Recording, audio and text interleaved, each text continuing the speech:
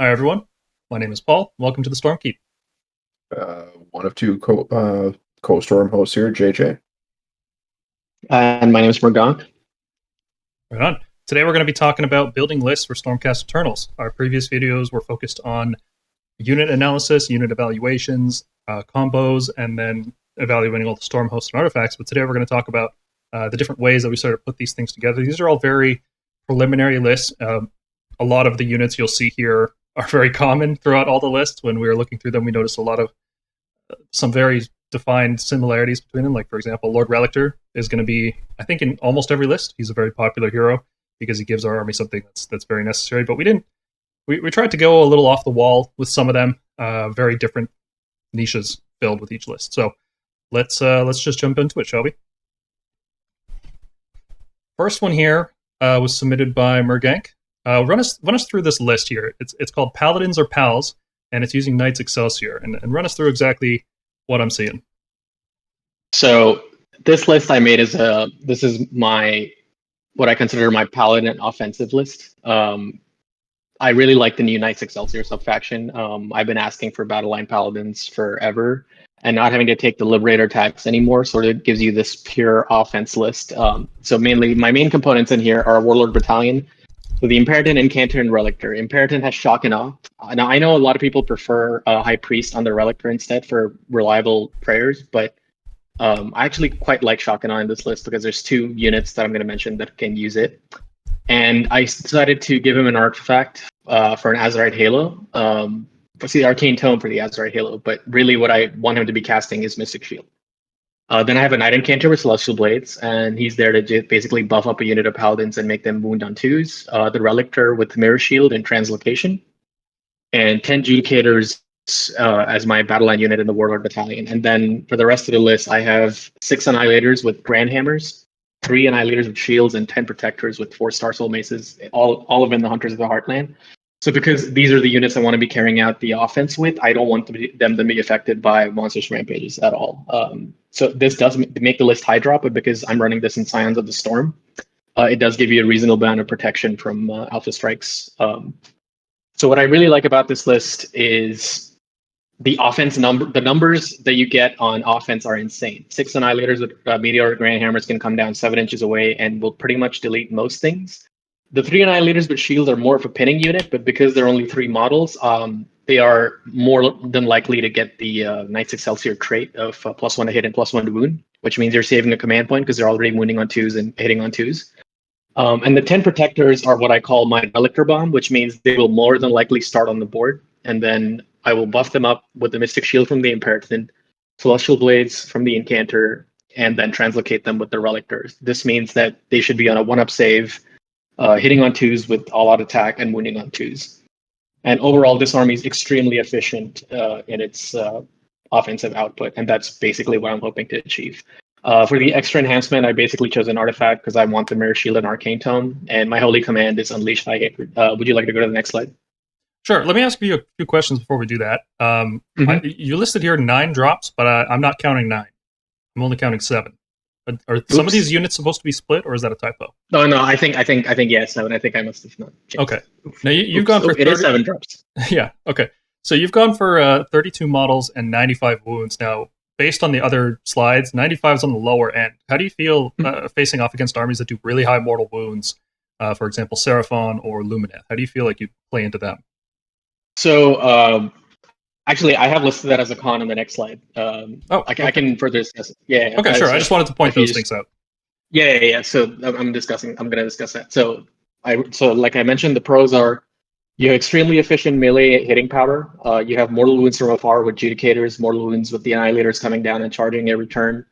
Protectors have 4 Star Soul Maces, and when you buff them up with Unleash Thy Hatred, that becomes just mortal wounds aplenty. And almost everything in this army is on -2 rend except for the Judicators. You can also stack a lot of armor saves and essentially make normal damage pretty irrelevant most of the time. The cons is yes, it's one of the problems with this army. It's very elite. You're not going to have any board presence. This is very much one of those 2.0 armies that wants to kneecap your opponent and sort of get an early advantage and then carry that through on objectives. Deny them the ability to play the game even. Like you just want to, maybe you want to wait a turn at the most, but you really do want to get to kneecapping them. Lumineth, so Mortal Wound spams do worry me. The armies like Cruel Boys, armies like Lumineth, Seraphon, definitely. I think in that match, because you have so many high drops and you're not going to decide turn order, I mean, it's very likely you won't decide turn order.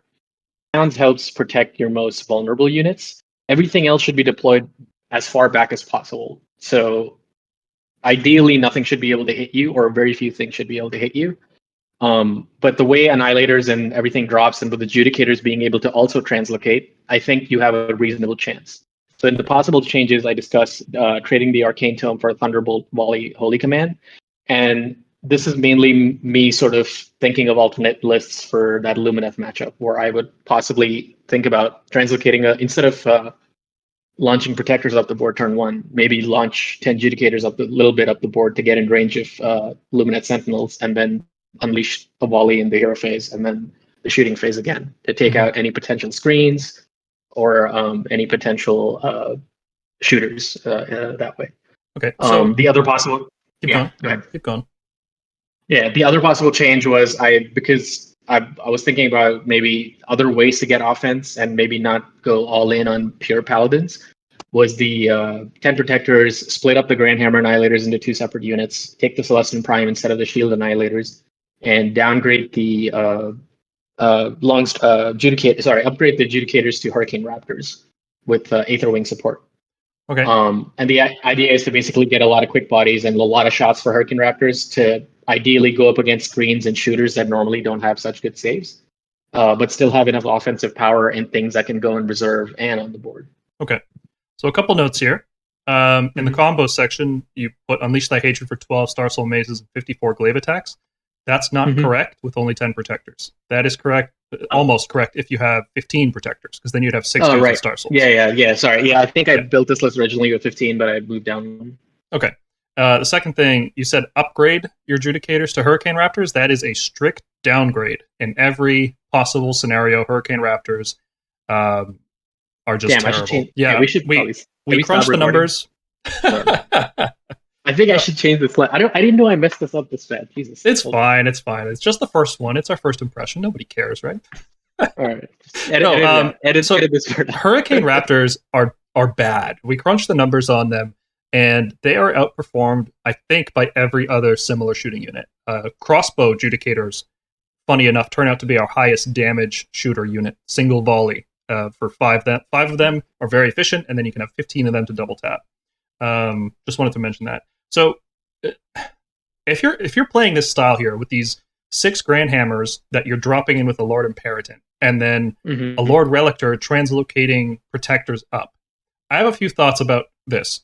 This is a cool style, right? And you're totally relying on 2 things. One, that you make all your charges, because if you don't make your charges, you're kind of screwed. So that's going to be a problem, and you can't really get around that problem with this list, because you're going to be relying on a 7-inch reroll with the Annihilators, and ideally 5-inch reroll with the Protectors. And those will still fail. I think the 7-inch reroll fails maybe like 1 in 5 times, something like that. Because the success rate is something like 82% on a 7-inch rollable charge. So I would look at it as about 1 in 6. 1 in 6 times you're going to fail that, right? So that's a consistency issue with this list, with this style in general, right? That's just something you got to deal with the Annihilators. You can't really get around that. Now, another point of inconsistency here is that you're also not re-rolling Translocation, and this list really, really wants to re-roll Translocation. I can tell you that anything you charge with those Annihilators is going to die. Shock and Awe is not going to give you anything, because you're going to kill... If your opponent is piling in dudes, or set up their dudes such that they can counter-pile in afterwards, well, you've got your Protectors there ready to go, right? So I don't think any opponent that understands what you're trying to do would put guys in a counter-pile in range. So the turn that you charge, you're not going to get any value from Shock and Awe. Unless you're fighting a fight-first army. I will leave that caveat out there. Those aren't super common these days. A lot of armies have lost their fight-first or made them unusable in some ways. So that, I would say leave Shock and Awe if you're fighting a fight-first army and you're doing this kind of tactic. But I think rerolling Translocation would be a lot more reliable. No, I agree. I think the other thing the reason I took Shock and Awe was if it depends on how I'm sending these guys in. Ideally, I want to be sending two things at once, right? Like, so if I can send my protectors and at least one group of annihilators in next to each other, then ideally Shock and Awe sort of isn't as useful there. But if I'm sending these piecemeal one at a time, the chances of my opponent having units next to whatever it is I'm trying to kill for that turn specifically, so it helps me out in sort of defending from those units. Yeah. That was the idea here, but okay. No, I can totally. But like I think, I mean, yeah. The consistency is already an issue here. If you have a 1 in 6 chance of failing with Annihilators charging, you don't want a 1 in 6 chance of the Lord Relictor failing as well. That's true. Yeah, I could see. I mean, yeah. So I would say, like, yeah, based off your feedback, I would say, yeah, I would switch out the 10 Judicators for crossbow Judicators. Yeah, you could do that. You could also go for a 1-drop battalion here, if you wanted to. This is just an option. The only reason what you could do is swap the shield. Go ahead. Yep. The only reason I chose the Warlord Battalion was possibly, like I discussed in the possible changes, taking another Holy Command. Well, I think with this list, you really want to guarantee first turn, right? The whole strategy is pin your opponent in place, do enough damage that they have trouble getting you off it, and kind of use that to snowball into a 3-round victory, right? Because if you get a second round of combat, you're going to obliterate them. I guess my question there is, like, how important is that with Scions of the Storm? Because I think it's very important. I think you have to go first, because if your opponent just walks onto the objectives and bodies you off them, no amount of charging and piling in will get you on them, right? Because if they just put their models such that even after you charge, you can't get within 6 inches, you're already on the back foot. And if they get the top of round 2, they'll reinforce that, and then you're off the objectives for 2 turns in a row, and you don't have a good attrition style with this. They're going to do enough mortal wounds over 4 rounds. I guess in some lists, I'm okay going second, but there's a lot of lists that have these like weird teleport mechanics that they push up a unit up the board, and suddenly they're screening out a lot more space than they were previously. Yeah, so I think that sort of hampers where I can drop my Annihilators, which I don't want. I think going first is key to this kind of play style. So the changes I would make here, also I should mention, the Arcane Tome on the Imperatant, I'm not a fan of that. Because of what you're trying to do with this list, the Imperatant may not necessarily be on the board, right? You can leave him in reserve if you need to. You don't want to leave the Incantor or the Relictor in reserve because their hero phase abilities are so good. So it just seems like if you were to give the Arcane Tome to the Relictor, you'd get more value out of it, or just cut it entirely because it's not really doing much. I would probably just I would cut it for another. I would just cut it for. I think 1-drop would be the way to go. I don't know. I think having hunters is pretty important because I can see Iron Jaws becoming really popular, and that thing having access to 6 mortal wounds before it on average with a stomp before it even does anything. Those defensive stomps are quite good. Yeah, and this, like I said, this list is extremely weak to mortal wounds, so being able to avoid that is, I think, necessary. So I think maybe a 2-drop or 3-drop, like maybe just put the Annihilators in there, not the Protectors. I would not put the Shield Annihilators in there. I would do. No. Yeah, those I would take in the Battle Regiment. I would do Grand Hammers in there. Everything else in a Battle Regiment, because it would be ideal to have the Protectors there, but you really don't want 3 drops. You want 1, 2, or any number. Like once you hit 3 drops, you're going to be competing with a lot of other armies that are trying to do the same thing. And you want as much consistency as possible with this strategy. And I feel like a lot of lists are not going to be able to cram everything they need into a single battle regiment. I can see that. Yeah. Another option here, if you wanted to get more value out of Thunderbolt Volley, you could cut the Shield Annihilators for 5 more Judicators to make it more powerful. And that gives you more consistent pressure, more wounds, more bodies. It's another direction to go with the list. I like what the Shield Annihilators are doing here by pinning units down. It's just something I wanted to mention. Yeah, I quite like the Shield Annihilators for that purpose because, they're not necessarily the most damaging, but 2-up saves is hard to get past, like no matter what you say. It is, yeah. If you hit the right target, they can be a tar pit for a while. Yeah. Yeah, especially if you hit like big units on their corners, it becomes a nightmare for them to deal with. No, I don't want to seem too negative about this list. I like a lot about it, right? I like the Relictor with translocating protectors up and deep striking at the same time. I like this combo. The concept is solid. Yeah, I like the offensive. I think the offensive core of this list is solid. I just think like a few minor changes in organization. I think you'd get more value out of 2 units. If you're this is a really aggressive list, right? I don't think you need the range of Judicators necessarily with bows. I think if you went crossbows, 2 units of crossbows in a battle regiment, I think you'd get just more value out of them. And it costs to save you, I don't know, 20 points. Saves you 20 points. Might get a triumph more reliably. I mean, this list is 1975 points. If you save me 20 points, I can upgrade those shield ones to Grand Hammers as well. There you go. And your pinning unit all of a sudden becomes a kill monster. Yep. Okay. In terms of triumphs, I don't like the inspired here because Grand Hammer's already wound on a 2. And protectors, protectors are the target for Celestial Blades. I would go with the rerolling charge here because it would effectively save you a command point. So this is in the case that protectors are way too far ahead to where, I mean, ideally, like what you want to be doing is, let's say you slingshot your protectors turn 1. You typically want to slingshot your Knight Incanter so he can give Celestial Blades again. This is in the case if Celestial Blades gets unbound and I really need to wound on 2s. I think, okay, so this is a fail safe in case you're out of range of blades or it just failed. Or it gets unbound. Yeah, because we're not the best at Magic and there's quite a few good unbinding armies out there. So okay, I can see that. I thought maybe the Bloodthirsty one might be a little bit better here, but you know what? You have an Imperator. You're not hurting for command points.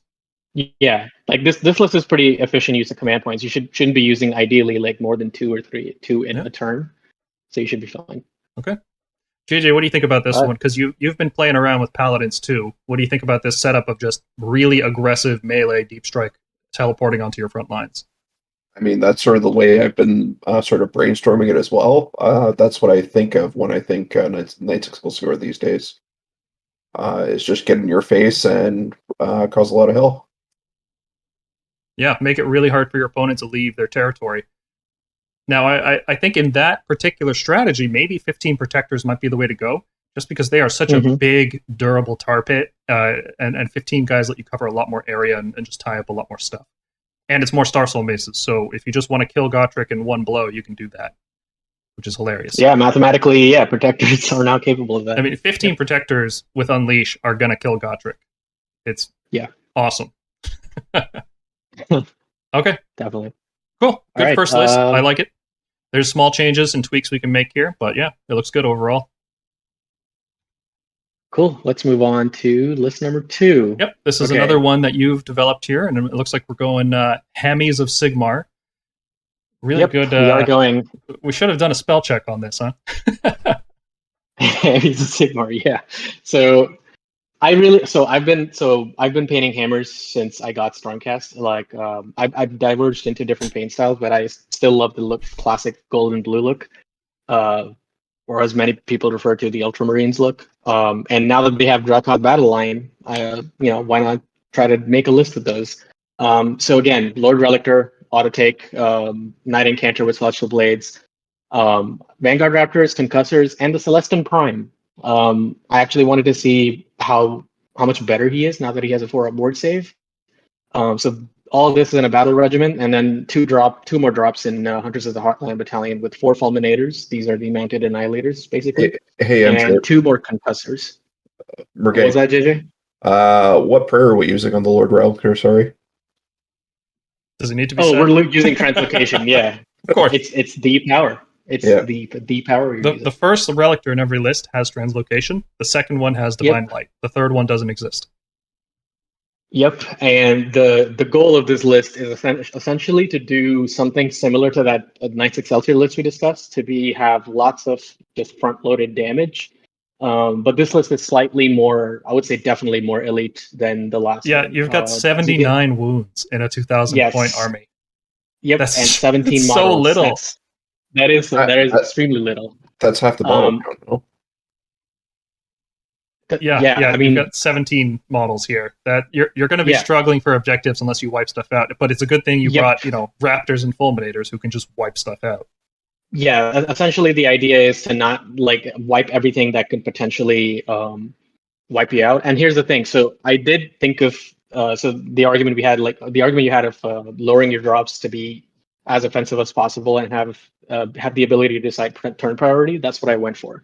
That's why I only have 3 drops in this. I could potentially see cutting this down to 2 by putting one of the Concussors again in the battle regiment, but I don't know. This would require some testing. I'd have to see what the average of other list drops are around there.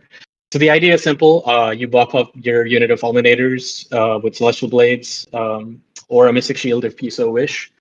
You take the High Priest, Translocation Priest, your Relictor, and then you just slingshot a bunch of Fulminators up the board.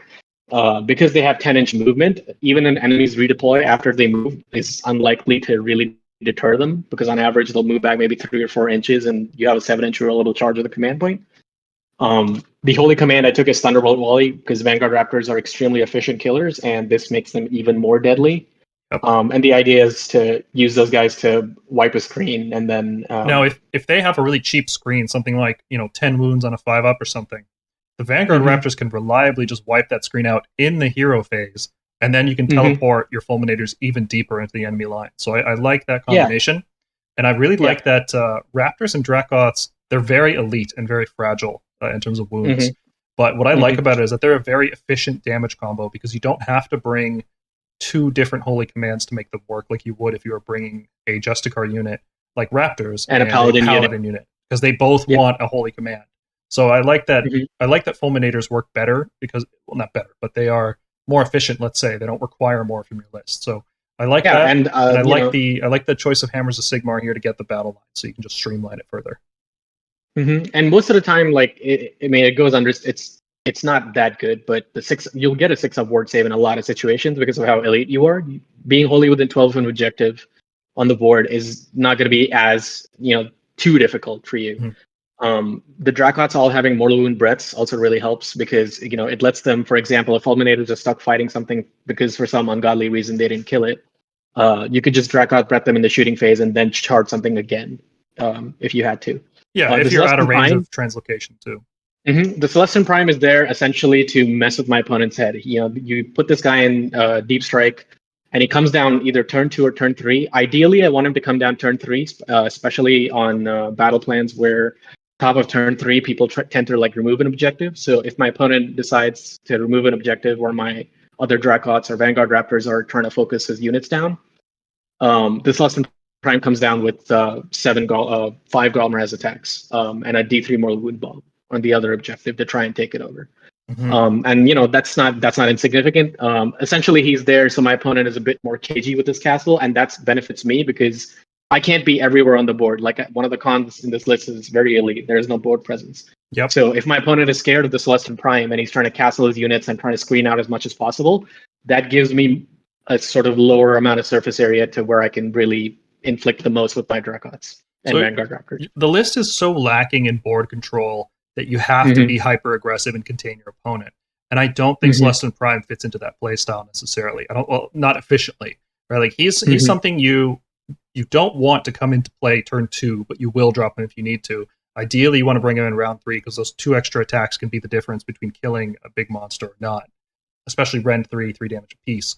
So I'm not a fan of the Celestian Prime in this list because I feel like it doesn't fit what you're trying to do, and it doesn't round out a specific weakness either, right? So like if you wanted to go all in on the offensive portion of this, I would pick something else other than Celestian Prime. Maybe pick some bodies that you can just throw on the backfield so you don't have to have your concussor squad holding it, for example. You can be more aggressive with them. Yep. That's so I discussed that in the possible changes. Yeah. So I thought about more board presence, and I thought about a 10 Vindictor block, or maybe even like 2 units of 5 or 1 unit of 5 Vindictors. Essentially just switch the Celestian Prime out for more board presence. Maybe Judicators instead of Raptors. I really like the elite damage of Raptors because like I need this list to be really efficient in its damage and like make sure they're deleting things as quickly as possible. But I could make a case for the Judicators, Skybolt bows or crossbows. I think Judicators would make more sense here because if you look at your damage profile, this is a really niche thing. But if you're looking to make a list that can go 5-0 consistently, you have to care about Coalesce Seraphon and you have to care about Ethereal Nighthaunt in the meta. I don't know how popular they are everywhere. I don't think Nighthaunt so much, but Coalesce Seraphon is definitely a big and if you have an army that's just damage 2 concussors, damage 3 fulminators, damage 2 raptors, your damage is getting cut by half to a third whenever you fight Seraphon. And that might be enough reason to swap from raptors to Judicators. In addition to getting more bodies, in addition to getting more wounds and just more board presence, it also smooths out your damage profile. I definitely agree. Also, it gives you another battle line slot, which you could use to combine your 2 concussors. Or no, you'd be out of reinforcements then, wouldn't you? Yeah. No, I think you can make it work, right? Yeah, because you've got... Yeah, because you can combine the... Yeah, you can make it 4 concussors, then you have Vindicators for... you just bring a min squad of Vindicators. Don't have to reinforce them. Yeah, so that's potential changes. I also like that you noted here in possible changes to give the Arcane Tome to the Relictor, because if you're being this aggressive, you don't necessarily need the Mirror Shield, right? Like, if your goal is to contain the opponent, they're going to shoot the thing that's containing them and not the dude that already used his teleport. Piece. Yep. Yeah. So the idea is to get the most out of, basically, if I have a 2 or 3 drop list, I know I'm going first, make the most out of my buffs as much as possible. Yes, exactly. And at the top there, you listed buffed up with Mystic Shield / Celestial Blades. That's hard to say. / Celestial Blades. Yeah, that's what you could do both, canter. Right? You could just do both if you the Arcane Tome that's what I mean. Yep. So it depends on what I'm facing, but there are certain times you want Mystic Shield over Celestial Blades. But no, this is why I chose the Mirror Shield as a possible change. I also noted that we discussed this in our Battle Tome review, but switching out Concussors for Tempestors. So they cost the same number of points.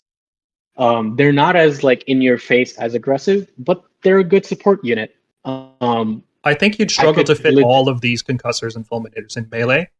And if you have one of them sitting back, you might as well make that a Tempestor unit instead. Yes, that's my idea. So if I'm basically so if you start up on average, I think 10 inches up the board, you move 10 inches with your Dracoth movement, and I think you have a range of 18 inches on the crossbow on the Tempestor.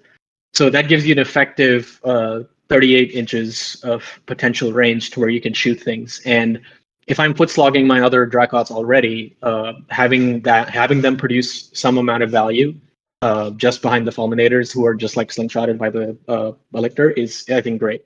So I would definitely want to try out Tempestors in this list instead of maybe switch out 1 unit of Concussors for them. The only downside I would see to Tempestors is you start to become really inefficient with command point use, and in the sense that you would want to be using all-out attack on the Raptors, and you wouldn't have a point left over to use it on the Tempestors. And ideally, you'd use it on both, right? Because you could. I think if you were to swap out the Prime for a Taurolon, you could get really, really efficient with your command point use, and I think you could make that work. I didn't actually consider the Taurolon here because this list, I typically view the Taurolon as, am I buffing up a minimum of 3 units? And if I am, I think it's better to take the Taurolon. And I think this list just wants to be one or two things at a time. But yeah, if I just ran Tempestors instead of Concussors, if I switched out both those units and then I switched out the Raptors for Judicators, or even 2 units of crossbow Judicators or 2 units of separate Judicators, I would definitely take the Taurolon. Yeah, another thing you could consider is that if you are using the Taurolon to get your +1 hit, you don't have to use all-out attack, so you don't really care about getting roared, for example. And that's saving me 2 command points. Yeah, and you can also use all-out defense as well without losing any offense. So that's a consideration. Just because the Prime's not really doing much in this list to begin with, because you're so aggressive.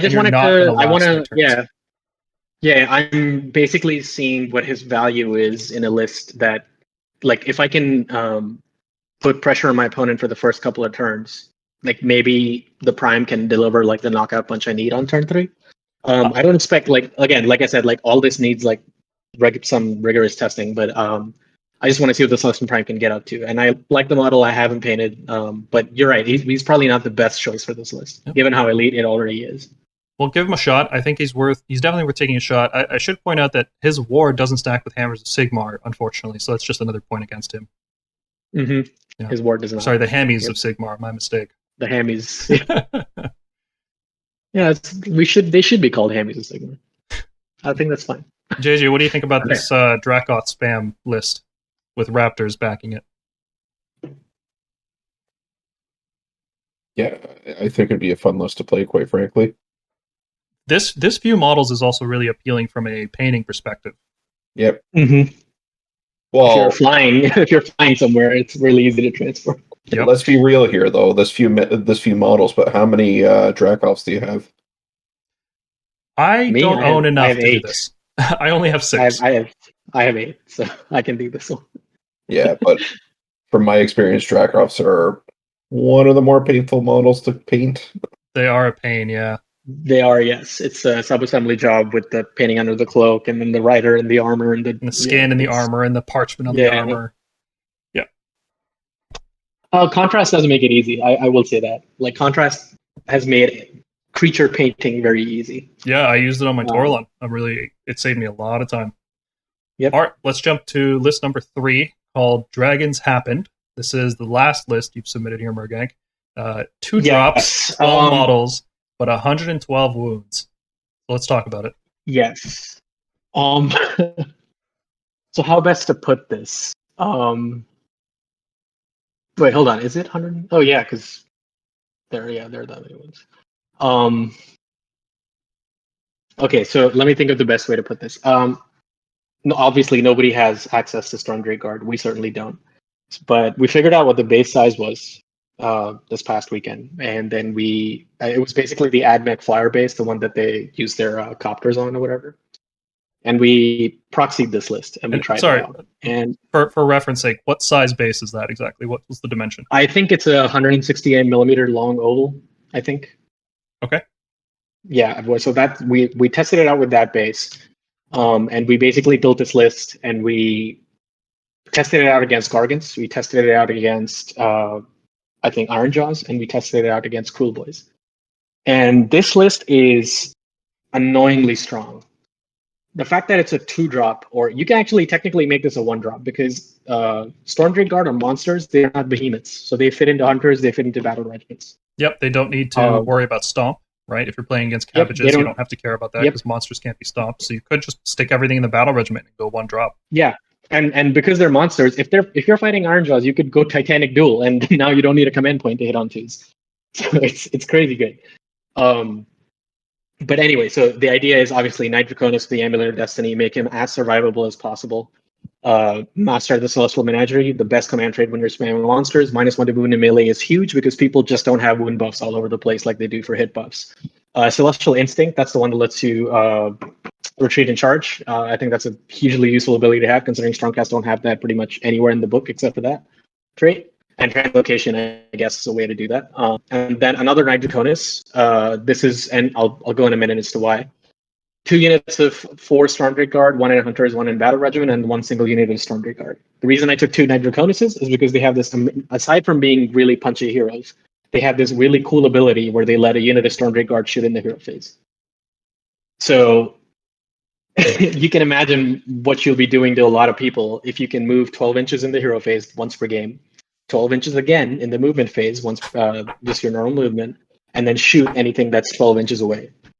And considering you start 10 inches off the board typically in most battle plans, that's your opponent can't get away from that. In most cases, like they'll have a lot of their units getting hit by that. Yeah, for 8 Drakes breathing twice per game is pretty nuts. Yes, so twice per. And we didn't think turn. That's nuts. Yeah, we didn't think it'd be strong. We didn't think, like I said, Final Thunderstrike is there because you want to activate it if your Drakes are ever in trouble. What else are you going to use, right? Well, there's no other holy command. Yeah, so it's like just go for that 5 mortal wound, sort of as a last middle finger as you die. Hold the line because obviously you have 10 extremely durable models this battle line. So why not go into that? If you go on the, so what ended up happening was we didn't think it would pass the Gargan DPS check. We thought it would get checked by either shooters or it would get checked by melee or something or the other, and it didn't. We basically tailed the opponent in like 2 turns. Yeah, their damage is good enough. It's good enough to do that. And I mean, obviously, like we weren't doing, I think I rolled slightly above average because I was rolling because I'm shooting twice with the Storm Drakes, I was rolling the D6 mortal wounds and rolling like 5s and 6s on those. And sometimes like 4s and 5s. And that was just absolutely wrecking my opponent. Like there's nothing they could do against it. It was, and then if they, in their turn, if they would, with whatever little they had left, if they would charge me, I would simply breathe fire on them again using Unleash Shell. And because doesn't have a hit profile, the -1 to hit literally doesn't matter. So it ended up feeling pretty dirty. Do you want to go on the next slide? I just want to point something out. So yeah, like I said, the fire breathing mortal wound potential is amazing. Hero phase move, obviously you can translocate them. Like if you don't want to, this is in the case, you take, if you want to take a Relictor, you can instead of the other Knight Draconis. to translocate them and then charge them to Void Unleash Hell, but I wouldn't recommend doing this. That they have good enough movement as it is, and they should delete any shooters with their Fire Breath thing. It's only 2 drops, so you will be determining turn priority, and you'll get to do what you want first. The only cons that I could think of was if I was fighting the Stormcast Mirror and my opponent had, like, I don't know, Vanguard Raptors in reserve, or like an Imperator and then 6 Annihilators in reserve. I'd probably feel nervous about that. Because I don't know how, like, it would depend on how many more wounds I could do to him with Unleash Hell. I think any army that is going to be good at stopping shooting is going to put a serious dent in this list, because you're kind of relying on these mortal wounds to do a lot of damage to clear out the screens or kill a big key target. And that's really good. But if they have, for example, if they're playing that Gut Rippers subfaction, or not Gut Rippers, the Cruel Boy subfaction, that makes it so you can't shoot them unless you're within 12 inches, they can just keep key units behind and, you know. Well, so your Fire Breath is 12 inches, actually. It is 12, but what I'm saying is they'll only be able to hit the screen, and then you might not be able to charge whatever is actually important behind the screen. They might position. Oh yeah, no, yeah. Totally. I'm just trying to make sure people understand this is not anything. Yeah, that's what I play against. Yeah, that's why I listed that as one of the cons. Anything that has reserve shooters, protection for shooters, anything that does any Alpha Strike range projection. This list is weak to that, because you're so inbuilt on offense. You're not taking all that little, like, Relictor and Knight Incanter, and you're trying to buff up a unit of Storm Drake to, you know, make them as survivable as possible. You're sort of just going ball to the wall with your dragons. And that's the weakness. So, like, you might get hard checked by those lists. You might get hard checked by Stormcast Mirror, actually. And once your dragons start dying, you're giving away free VP. The other problem that we faced, because when we further tested this list, was, like, it has no answer to, like, control units like Be'lakor. Like, Be'lakor will just in the draw phase be like, okay, you're 4 dragons, they're not doing anything this turn. But the other 4, that might be enough.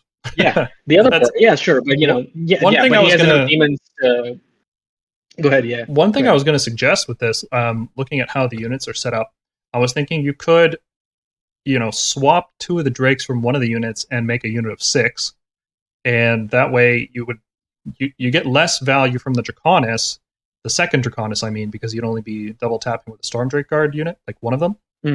With 2 models, but I was thinking you've got the points, and I think it's just a common theme. Stick a Toralon in here, right? Because you're going to be how people would play against this list is they're going to pick apart one unit at a time, right? They're going to absorb and I think this is the only way to play against this list, because it's so fast, it's flying, it does good melee damage, it's durable. The only way to play against this list is to systematically pick it apart one unit at a time, right? Ignore the Draconis. You're just going to have to tank his damage. Pick apart the first unit of Storm Drake Guard. Whichever one doesn't get all-out defense, you go hard on, right?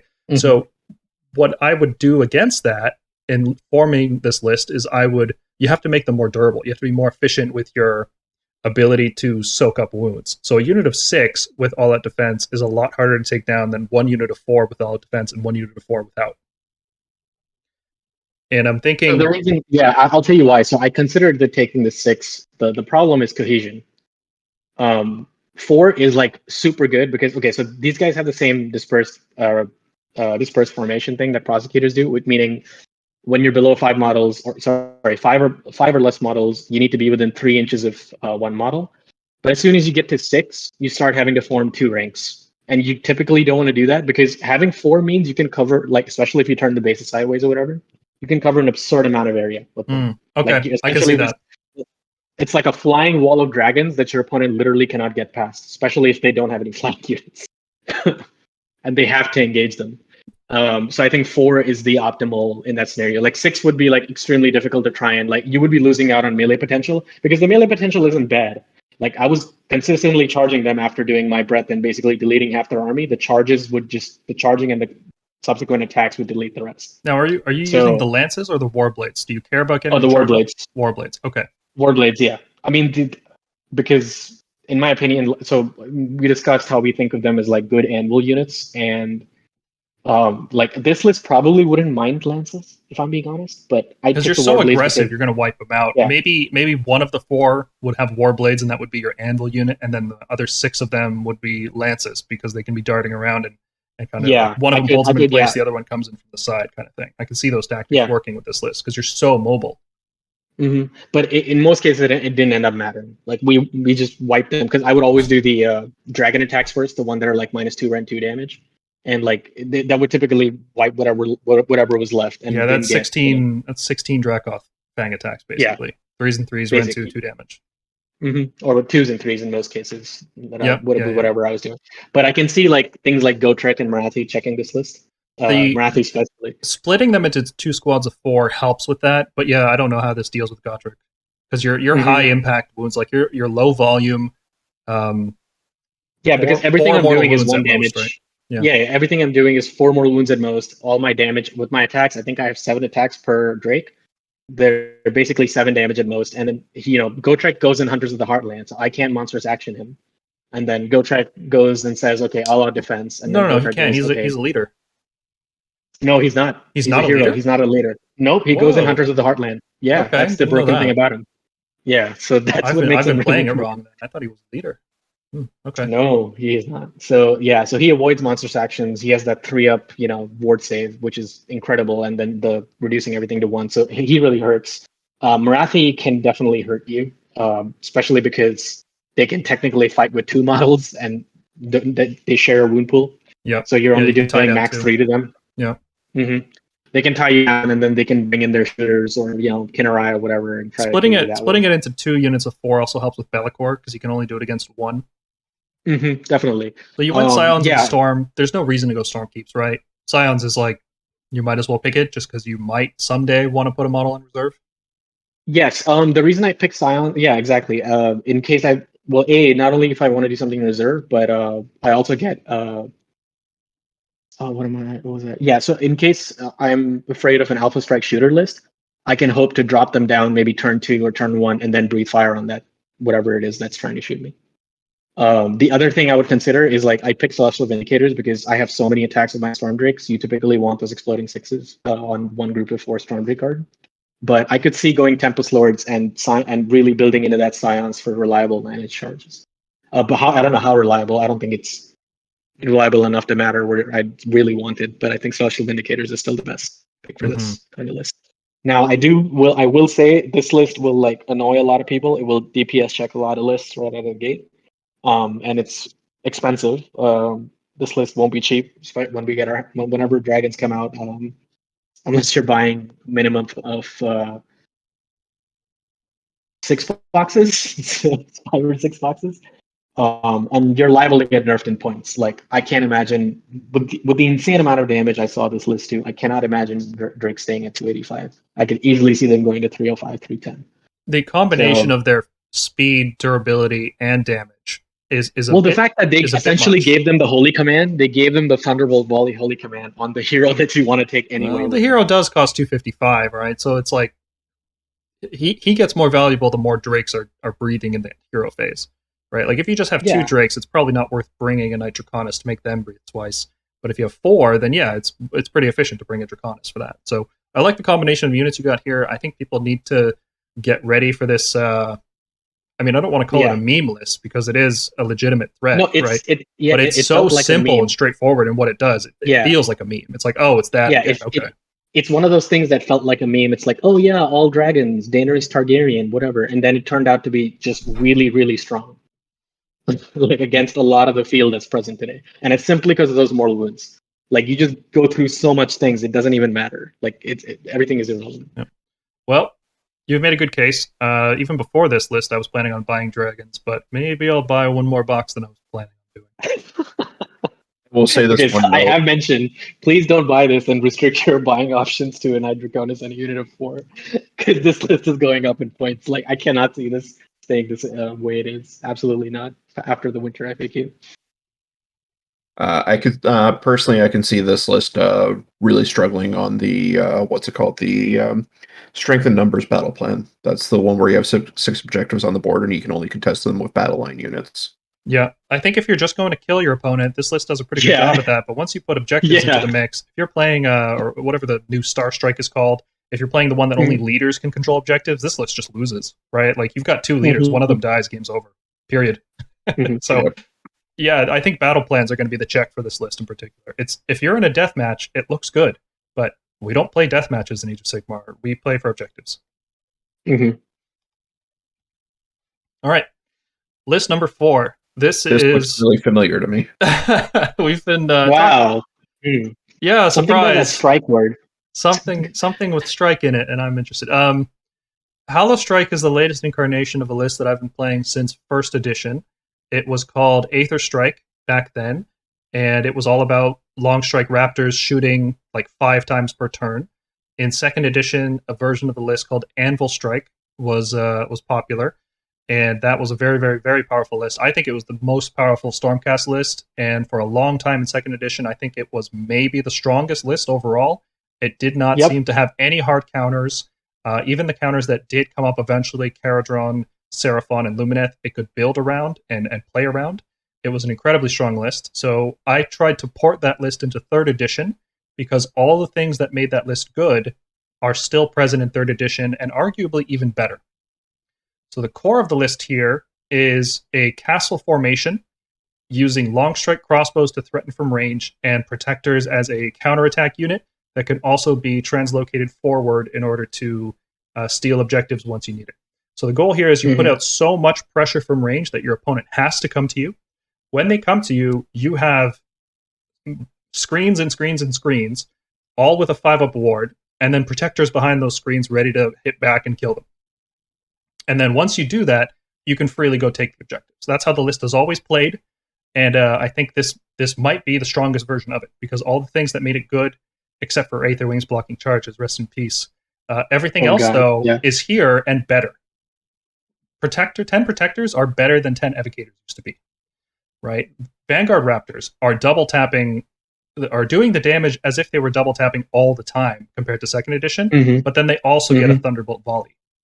Liberators are just objectively better than they used to be. The Knight Incantor still has a Dispel Scroll. The Lord Relictor can re-roll his teleport, and he's also a wizard now, so you're really efficient at buffing your dudes.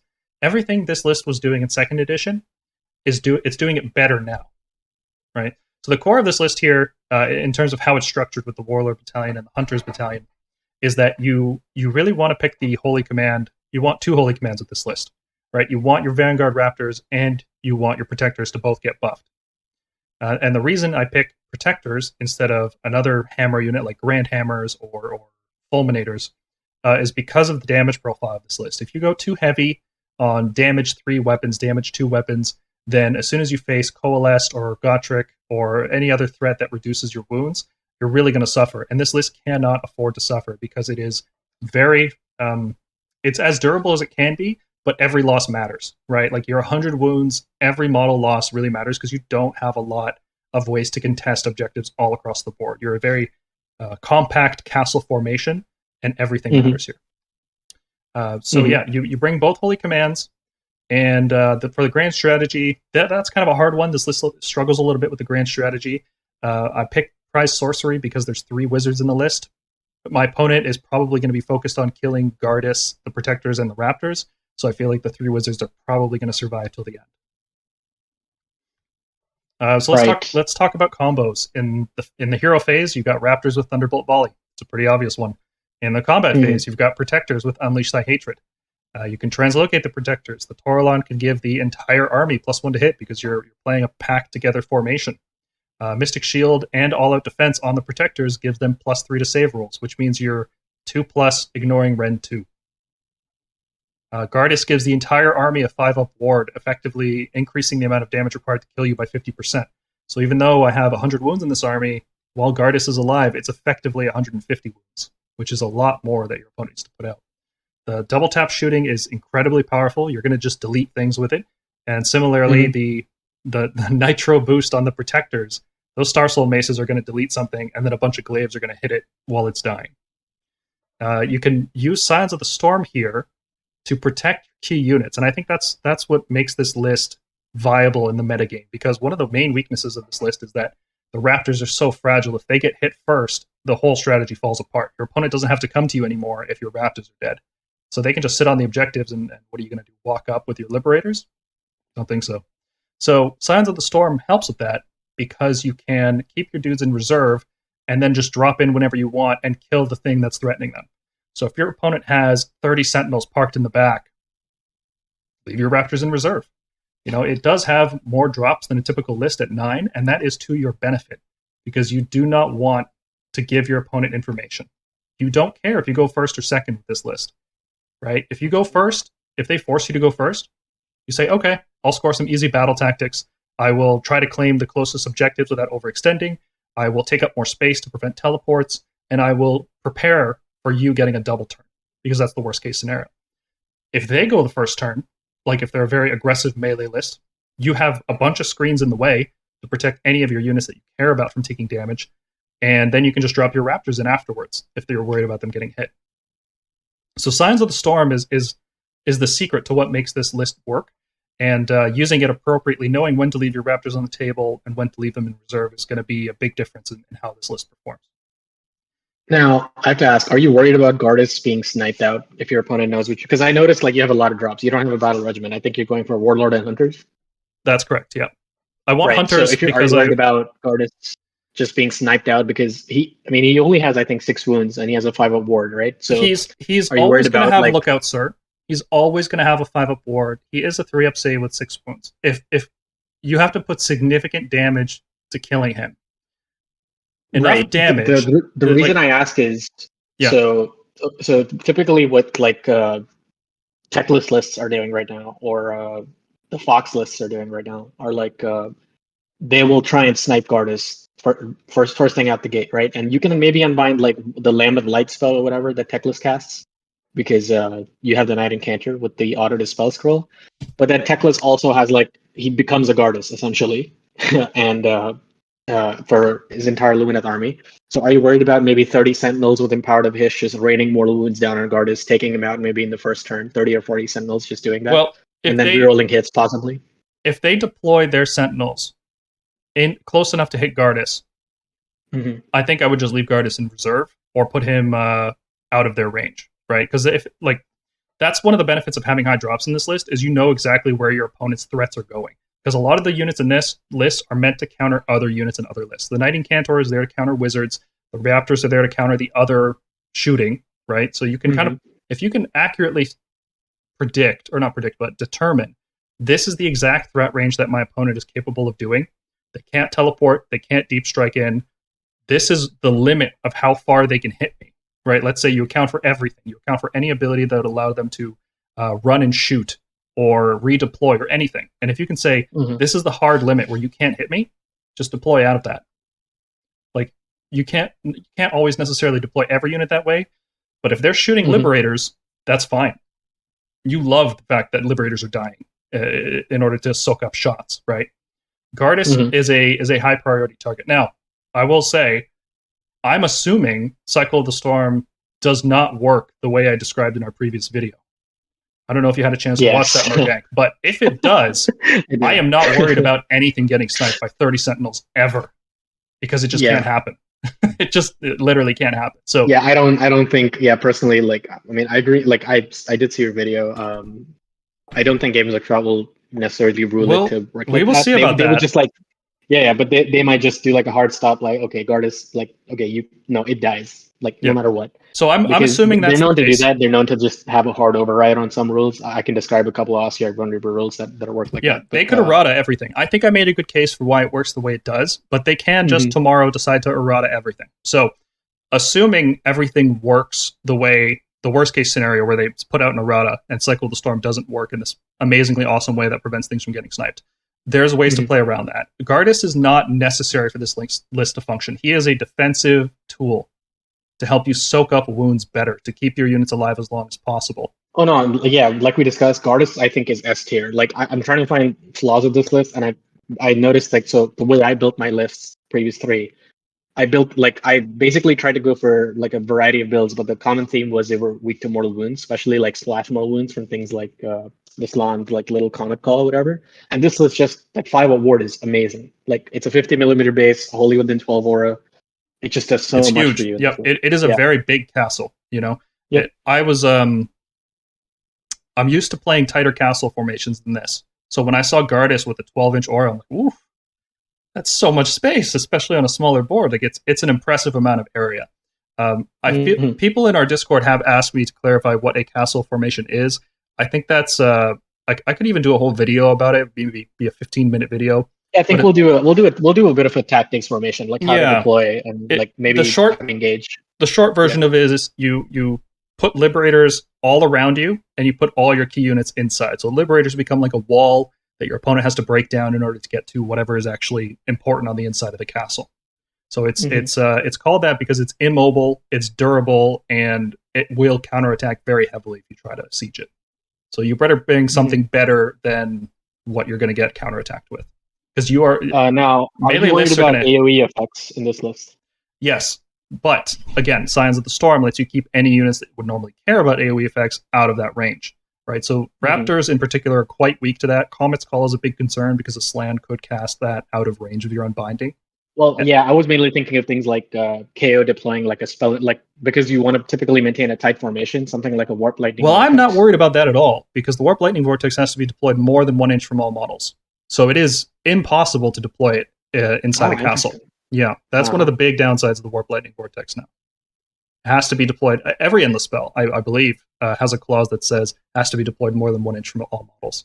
Maybe there's 1 or 2 out there that don't, but when I was reading through it, I recall seeing that and making a note of it. So, and I'm pretty sure Warp Lightning Vortex is one of them. So I'm not that worried about it, because the most that it can do is maybe hit a unit or 2 of Liberators. Mm-hmm. Yeah, and I definitely agree with the Signs of the Storm. I was thinking like this list actually wouldn't be too bad in Stormkeeps. Like you could probably play it, but Signs is just way too strong as a defensive measure. Stormkeeps would be really good. It would be really good because one of the weaknesses of this list is that it doesn't have the bodies to contest a mass horde just running onto your objectives. The downside with playing castles is that I feel like that's a Stormcast problem in general. I don't feel like if you're aggressive, you don't have to worry about that. But if you're playing a defensive list, you're giving your opponent the whole board. And sometimes just having an extra 5 models on an objective is what's going to win you the game.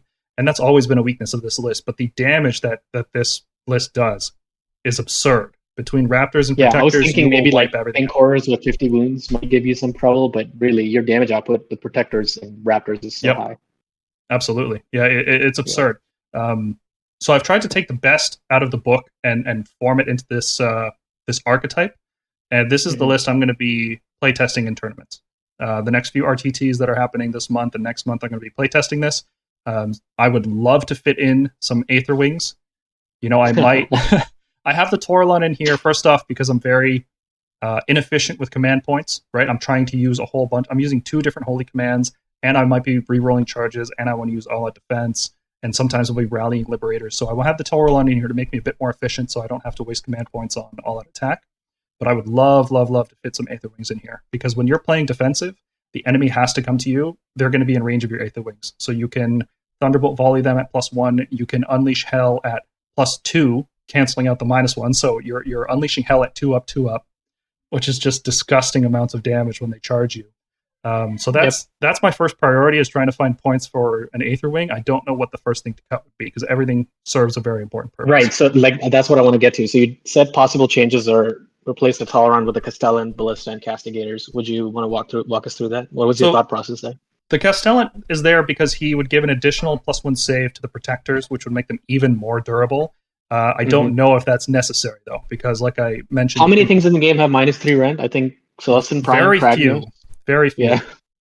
Yeah. Not enough to really make it a worthwhile pick, I think. Ballista, if I were to replace the Torlon, it's because I would want more shooting damage, because the Raptors are so fragile and they're so focused on deleting one thing at a time that having options to do damage elsewhere is important. But the Torlon has so much utility. It fills like these little gaps that are created by this list. You know, you don't have a fast flying model. You don't have a hero who can just get out of combat and go take an objective. You don't have a monster for battle tactics. He just ticks a lot of boxes. So maybe if I were to replace anything, depending on the meta, the Knight and Cantor might be the first to go. I don't know. It's a tough choice. Another option is that I could swap the Protectors for Fulminators. The problem with that is the damage profile changes. It's all heavy hitters with high rend, and that is, you don't want an army that's just that. As weird it is to say, no, you don't want an army that's all rend 2 and damage 3, but you don't, because there's enough stuff in the game that is common in a meta game that you want to consider that.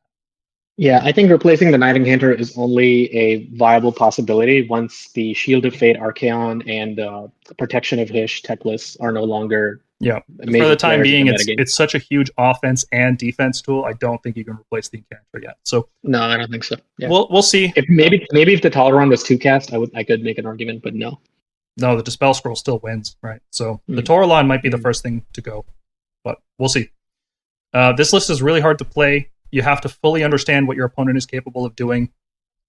You have to be precise with every movement you do because you don't have the attrition or the bodies to handle a five round game unless you're very careful in the first 2 rounds. So any mistake will cost you the game. It's not easy to play. It takes a lot of practice. All right. Good list. Let's move on to the next one. Yeah. The next one I built here is not a tournament competitive list necessarily. It's just I wanted to cram as many monsters into a list as possible. And I decided to do that by going with 1 squad of 6 Storm Drakes and a Toralon, a Draconis, and everything needed to buff up the Storm Drakes. So the core of the list is just, here's 6 Storm Drakes. I'm going to give them +1/+1 and +2 Used saves to the guilds. and Azurite Halo. I'm just going to give them everything I can, and if you can deal with it, you win. But good luck, you know? Yeah, good luck. Yep. That's it. That's the entire list. The only change I could possibly make is like, instead of Celestial Vindicators, take Hallowed Knights and Deep Strike Gardus behind them. Maybe, yeah. Now, see, I'm not even concerned about going first or second with this list because the Drake Guard are so durable that you might lose 1 or 2 on an opening Alpha Strike, but you'll survive it, and then you just kill whatever came to you. You might not, because Cycle of the Storm is still a thing. Okay, yeah, Cycle of the Storm could work the way I've described in the previous video. So we'll see. The jury's out on that, but like, yeah, it's so durable, right? Only 20 models. Does the cohesion concern you? Like, you might have to do that weird thing where 2 Drakes are sideways behind, and then 4 Drakes are up front. Maybe. Does that worry you at all? I'm pretty sure the bases aren't 3 inches wide, right? So you could just stack them up next to each other in a single rank. No, so when they're above 5, they need to be near 2 models. Yeah, not 1. but within 3 inches, right? Right. Yeah, so if the bases are less than 3 inches wide, the guy on the end will have 2 models within 3 inches. Oh, I have to check that out. I don't think 160 millimeter oval. I have to check the width on that. I don't think it passes the coherency test. Well, But that I would could be a wrong. concern. But you know, the core of the list is I'm going to put 6 Drakes in your face. I'm going to double reinforce an incredibly durable unit, and we'll see how my opponent deals with it. That's all there is to it. It's a very straightforward list. So everything I outlined here: 6 Drakes in 1 unit, stack a lot of save bonuses, move very far, do a lot of damage. Yeah, not really put a lot of thought into it compared to my previous list. This one's just going to move forward and hit stuff. This is like the sometimes like I know, like, we tend to think of Stormcast as like a analysis paralysis faction because of the incredible range of units, but sometimes simple lists are the best and they'll get the job done. Yep, I did not want to put thought into playing this list. This is for when I just want to push my models forward and roll dice. So the version of your list takes a lot more finesse. Honestly, it is not as simple to play because you have multiple units that have to hit on different angles. You have to keep different cores together because you want to double tap. It takes more finesse. This is brainless. This is just move forward and hit stuff. That's it. Yep. I cannot think of a simpler Stormcast list than this to play and do well with. Let's say, because you can play any list poorly, but succeeding while playing simply, let's say, is that's what this list is about. I really want to see what happens, like, if you put like Karazai in here or something. Like, maybe cut 2 Storm Drakes and like the Toleron. Maybe, like, I don't know. Can't do that. Yeah. Okay. All right. It's a simple list, but it's effective. Like, it'll check a lot of people. Yeah. And they'll be mad because you basically put no thought into a list and it'll destroy them. Yeah. If you play it well, you'll probably go 4-1. A lot of lists will just not have the damage necessary to kill you through a 2+ save ignoring Ren 2. So, yeah. What do you think, JJ? You think you could wrap your head around this one? I mean, it's a more durable version of my list coming up, so. Oh, with the okay, yeah, I know which one you're talking about. We'll get there. I don't want to spoil it. Okay. I submitted one more list here. This one is the weirdest list in the whole that's complicated. Whole document, right? So you're looking at 4 battalions, 2 endless spells, and a Lord Arcanum. It's a weird one, right? Who brings 4 battalions to a list? No in Toleron third in edition? here. And there's no embarrassing. Toralon, which is a first for me because I really adore that model and how much it adds. But, all right, so let me break down what this list is doing. It's got ballistas.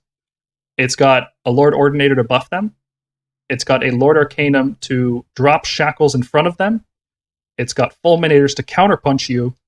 And then it's got a Grundstock Gunhauler to teleport around, sometimes to where the ballistas are and sometimes where it needs to be. So it has 111 wounds and 13 drops. And it's not obvious how this is going to win games because it's not a castle and it's not aggressive. It's kind of a let the opponent go first if they want to. Otherwise, you'll just start shooting Ren 3 shots into them. And then drop in where you need to be and put shackles in front of where you want to be. Right? Like this is a list about board control. You're not going to win a long combat. When the enemy gets to you, all you have is one screen of Liberators, maybe 2, and then they're on you and the game's over because your ballistas aren't going to kill their way through that. So I guess you have some Fulminators for counterattack, but the yeah, Fulminators are there for counterattack, yeah. The Fulminators and Relictor kind of hang out together with the Incantor, and then the Arcanum hangs out with the rest because he needs to be dropping shackles there.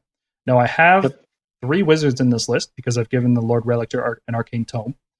So between the 3 of them, you should be able to get off the endless spells that you need to. One of them per turn you get to reroll with the Master of Magic trait on Lord Arcanum. First turn, you might want to put down Shackles, but you could also put down the Geminids, and when they move an extra 6 inches, you are hitting a lot more units with that. So let's take a look at some... no more all-out defense for when you shoot them. Yes, precisely. So Ren 3 shots against an enemy that can't use all-out defense. So if you don't have a 2-up save, you don't get a save. Pretty much. Right? Like, it's pretty gross. Ballistas are not the highest damage output shooting in the army, but they don't require any command points. They don't require any traits. They don't require any enhancements of any kind. They just shoot good. And when you have 4 of them shooting at the same target, it kind of varies. There's a lot of variance because of the D6 damage, but it smooths it out. And Celestial Warbringers was picked because you have this high-powered shooting and high-powered melee with the Fulminators. So a reroll in the shooting phase, a reroll in the combat phase, and a reroll in your opponent's save phases. It's pretty good. It's pretty good ability. I couldn't think of a better Stormhost to pick. I want to mention the Soulstrike Brotherhoods and Grand Batteries. I think they let you do all-out attack for free. All-out attack or Unleash Hell, I believe. Once per game, you can... With each of those battalions, you can do that for free. So. Yes, it is a lot of different battalions to keep in track of. You'll notice I split the ballistas up as needed, but then I also separated the Fulminators and the Gunhaulers, so you're never worried about which one you want to use the command ability with. And then 2 of the ballistas are off there in the Grand Battery, so they get their own all-out attack if they need it. So it's a lot to keep track of. You have to manage space properly, because if your opponent gets on you, you're going to lose more likely. Your Fulminators can come in and wipe them out, but then your Fulminators are back in the back, just playing guard, but you might not want them for that. Yeah, also, I noticed this list doesn't have a lot of mobility. Like, once it drops, it's pretty much like foot slogging after that. Yep, like, Fulminators are it. Or anything like that. Gunhauler and Fulminators. Fulminators are here. 2 Fulminators is not the highest damage output, but when you combine it with all the shooting that you have, one thing I like about this list is that it's individual packets of high-powered shooting. So what I'm used to playing with is a single double force unit of Judicators or a reinforced unit of Raptors, and they're going to shoot the thing that they're shooting, and you typically don't split those shots up because you want to make sure that thing dies. Whereas with 4 different ballistas, you don't have to make that consideration. You can just do one at a time and see what happens. And sometimes you swing high, and you can be a bit more efficient. You can shoot at something else. So yeah, agreed. What made you go for Call for Aid as opposed to Final Dasher? That's the secret sauce in the list, because this is a list about board control, right? This is not a list about grinding your opponent out. This is not a list about overwhelmingly killing your opponent in the first 2 rounds. You will be playing all 5 rounds, and you will be precisely controlling objectives. So, as I mentioned in our Stormhost video, Call for Aid fits this niche of, I've lost a unit, it's now round 3, 4, 5, I need a unit on this objective now. And that's exactly where Call for Aid comes in. It's 5 more bodies when you need them. because you will lose your Liberators. There's no way you're going to keep them alive here. And another thing worth mentioning, Cycle the Storm on the Lord Arcana is really good for keeping one Ballista alive. They are 9 wounds, yeah. Yes. They're not easy to take down by any means. I mean, that's correct. It's going to require some investment. So if Cycle works the way we think, the way I've argued, that one Ballista becomes a wall unit once per turn. Like, it requires 2 different units attacking a Ballista to take it off the board, which you're kind of just retreating and shooting at the same time with this. Not retreat as in the action that you make, but in the sense that you are forcing your opponent to get through one line and then another line and then another line, and the whole time you're hitting them with Ren 3 shots. This list probably wouldn't be so bad against Archaon. It's just, like you mentioned, Gotrek and Mega Gorgons is where I think you failed the DPS check, because you need to be dealing 35 wounds, and that probably won't happen. Now, against Gotrek, you can use the 2d6 rapid fire shots. It's not it's not enough, right? This is not a high DPS list. This is a focused damage list. You hit the right target at the right time. Now, it probably can't kill 100 skeletons or Gotrek or Gargants, which is unfortunate. I think if you focus fire, you can kill one of them. If you do everything right before they get to you, right? Yeah, they're going to get on you.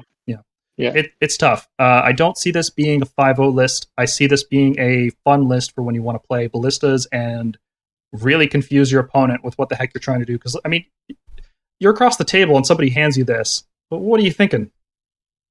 They're like, what? Did you just use a random number generator for this? Yeah.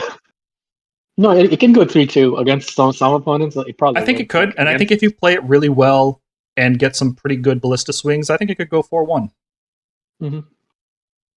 Yeah, it all comes down to the variance on the ballistas, really. Yeah, I really wish Celestial Warbringers allowed you to reroll the damage on them. That would just be perfect. Oh god, that'd be so good. Yeah, totally. Okay, and moving on, list number 7. JJ, why don't you run us through this one?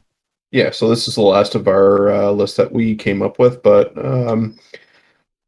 I've only been making lists really since 3rd edition started, so I don't have quite the experience with making things like really heavy on the meta or like competitive, but I just ran with a theme and sort of went with it. It's okay, JJ. I messed up like the protector attack count, and I called them Hammies of Sigmar. So really, you're doing a lot better than me. Yeah, there's no typos here, so kudos. There you go. Consistent to most of our lists thus far, we've got Lord Relictor as the general with High Priest, Mirror Shield, and Translocation. Go figure. The heart of this list is with the Dracolines. It's the Vindi-Cats. So right now I've got them listed as a squad of 6. Now that's kind of questionable because of the cohesion on it, but I mean, you do lose a couple of attackers, but you do make up for it on the Celestial Lightning Art with the mortal wound, so to speak. And another thing you'll see on the Lord Arcanum, which is accompanying it, Scintillating's Trail is surprisingly a good pick on this list. Scintillating, yeah, that's one we talked about in our second video. That's the one that reduces the unbinding rolls if your wizards are within 12 inches of this model. So if the wizards are around the Lord Arcanum, enemies have -1 to unbind. And you have a lot of wizards in this pseudo list. +1 to cast. Yeah, pseudo +1 to cast. Not bad. Yeah, and I'm also utilizing Chronomatic Cogs on this, so we can potentially double cast with some wizards. Yeah. Now I do want to mention. I'm not sure if you're aware of this, JJ. It's only one wizard. Yeah, it's just one wizard now. They did change it. Man, it was broken when it was every wizard. That would have been... Oh, God. Yeah, I faced a Zinch in a GT. It was like a half-hour hero phase every game. Yeah. So you just wanted to know that you did your judgment based on one extra wizard getting one spell.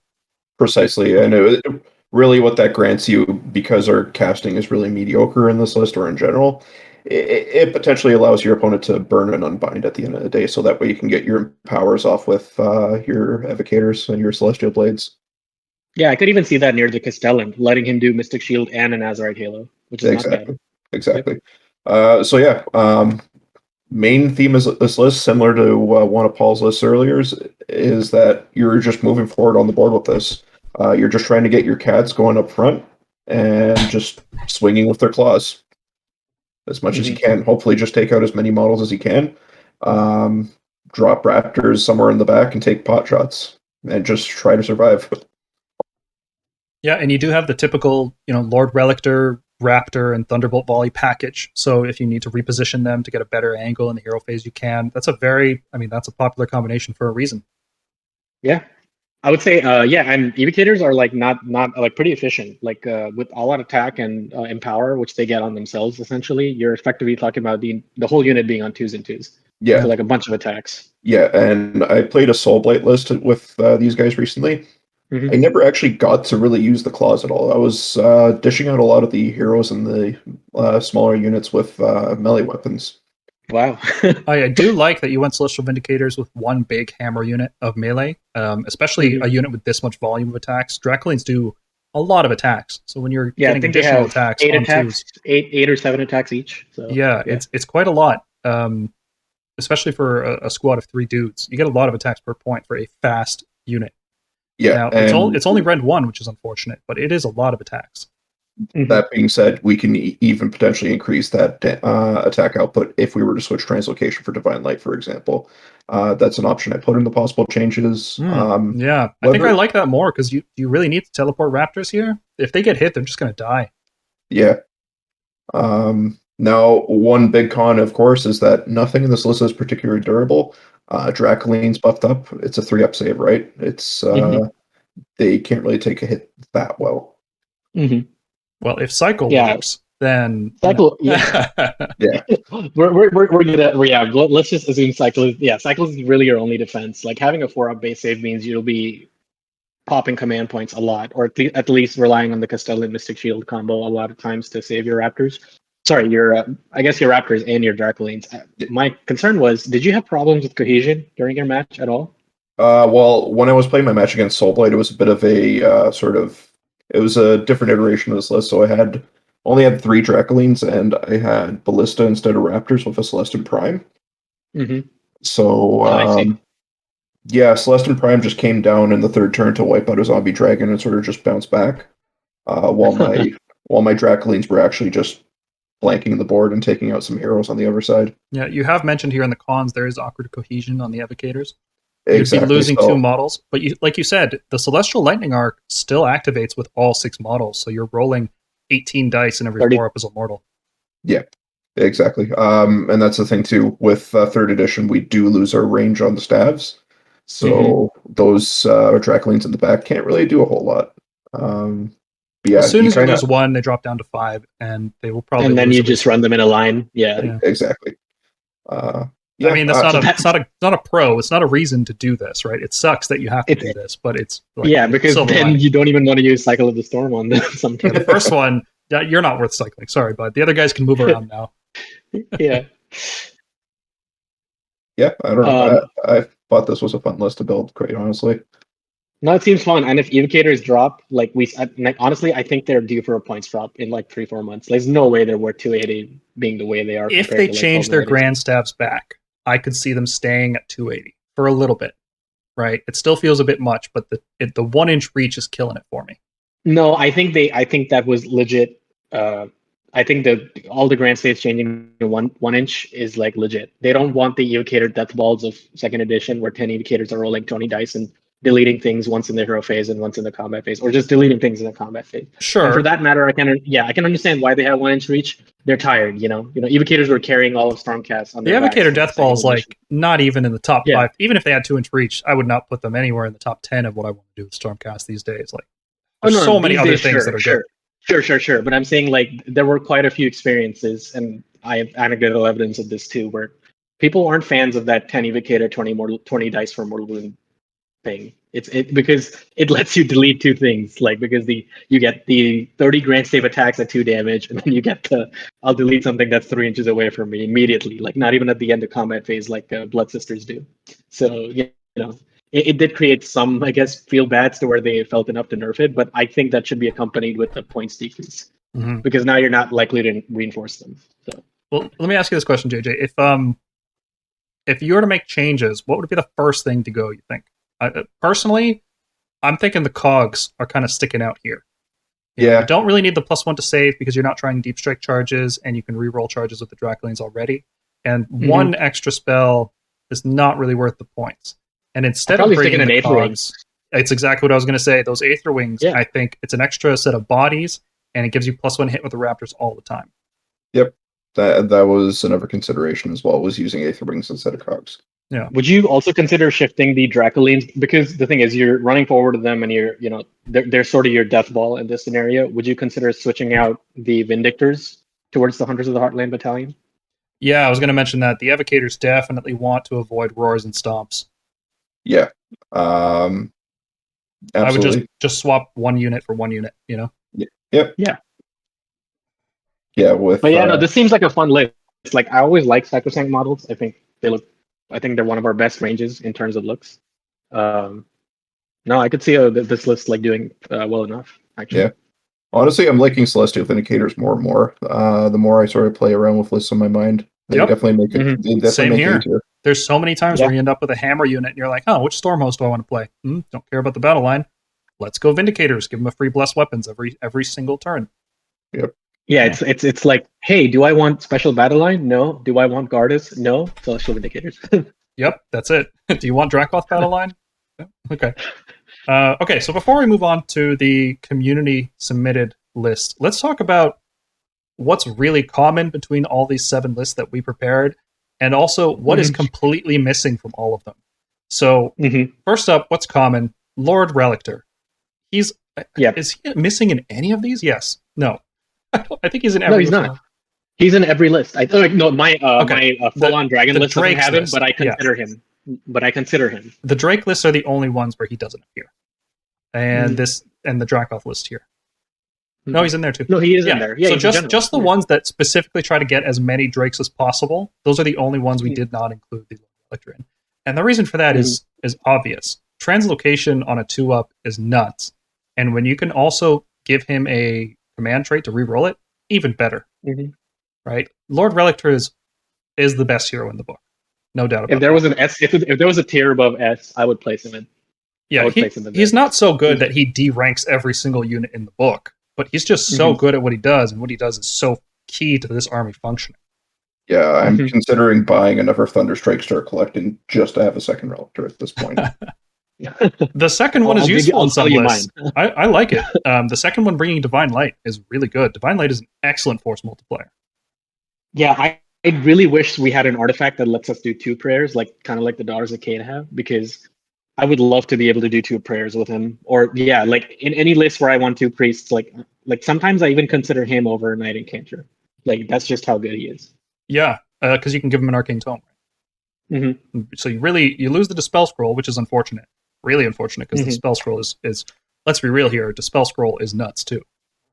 It is, but like we mentioned, in one of those lists where we really want to Alpha Strike and we know we have turn priority, why not just have better buffs? Yes, if you're trying to be really, really aggressive, you don't need the Dispel Scroll, because if your goal is to win at the top of round 1, or at least put yourself in such a position that you are going to win after your actions in round 1, a Dispel Scroll doesn't necessarily fit that, right? So what else is really common between our lists? I think the Vanguard Raptors stand out to me. They're very, very common. They're high impact, long range, and a lot of our lists don't require a Holy Command. And when you do require another Holy Command, there's a Warlord Battalion that you can take with them. So why did we pick the Vanguard Raptors instead of a similar unit that fills the same role, more or less, the Judicators with longbows? So why did we all go long strike crossbows? What were you guys thinking? Have you made that comparison yourselves? JJ, you can go first. I'll have my reasoning after. You have a better mortal wound output from the get-go with the Raptors, so you can punch through defend, or how do I phrase it? You can punch through a unit that has a pretty durable defense and just take a few models off the bat with them. Yeah, the long strikes definitely do better against 2-up saves. Against most units, really, the long strikes tend to do more damage. But the consideration of them being so fragile, especially with lists that are very aggressive and running forward heavy at the start, I feel like the fragility is a big weakness of them. So Mergank, why did you pick Raptors over long strike? Or sorry, why did you pick long strikes over Adjudicators? So long strike over Adjudicators for 2 reasons. Save stacking is becoming more and more common, and if Stormcast is anything to go by, it's not going anywhere. Having access to -2 Rend as well as 2 mortal wounds on 6s is, in my opinion, very, very good. The problem with Judicators is, so I think of Judicators as Bloodstalkers, and whenever I face Bloodstalkers in any tournaments, they're really efficient, not because they have 2 shots and 6s do 1 more wound. They're really efficient because Marathi makes them shoot twice every turn. And it's like, if they didn't have that, then you're talking about a bunch of like shots at -1 and 1 damage that you can easily counteract with an all-out defense, and you're maybe taking on average like 3 to 4 mortal wounds. It's completely manageable. Raptors like sort of change that math because -2 and 2 damage is huge. Like you can cut through hero monsters, which are becoming more and more prevalent because of hero actions and all that.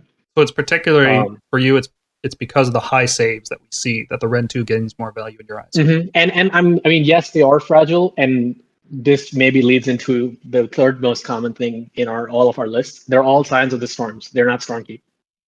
Yes, every single one of the lists we built is Signs of the Storm. Well, let me just say first, the reason I picked the Raptors is not because of Ren 2. I feel like if you have enough dice, it averages out. Like Ren 1, Ren 2, Ren 2 is better against 3-up saves. Mm-hmm. But if you have enough dice, that can be overcome. That's just a math problem for me. The reason I like the Vanguard Raptors is the 30-inch range. That is huge. Like anything on the board is threatened. 6 inches matters because if you think about things like okay, so let's say a Muck Crusher moves up with Mighty Destroyers. He's going to move 12 inches, then 12 inches again. If you redeploy on that second one, your Raptors can be an average of like 10 inches or 9 inches away from him, and Judicators cannot. So like it may seem like a very niche situation, but it is there to help you. The extra 6 inches does make a big difference, especially for turn 1 hero phase shooting with Thunderbolt Volley. That is a big difference. So that's the reason I went for it. Okay, so Stormkeeps. I am not digging Stormkeeps. I really wanted to. I really like it having additional bodies, tripling the value of our screens. That I like bringing just Liberator screens. I don't go fancy with my battle line choices. I like bringing Liberators, and I like the idea of tripling them on objectives because that is something that I really struggle with in my list, and it would be really nice to have an additional 10 bodies on an objective in round 3. You can just teleport them on and boom, you got it, right? That's an awesome ability. But what Scions offers to me is just way more valuable. Being able to protect Raptors or being able to protect any key unit that I'm worried about is huge. Being able to keep a Liberator unit in reserve and guaranteed teleport without having to use translocation onto an objective later in the game. Scions is the difference between the two is not very big, and Scions just offers a little more. And I'll let you guys talk about it. So I think you're right.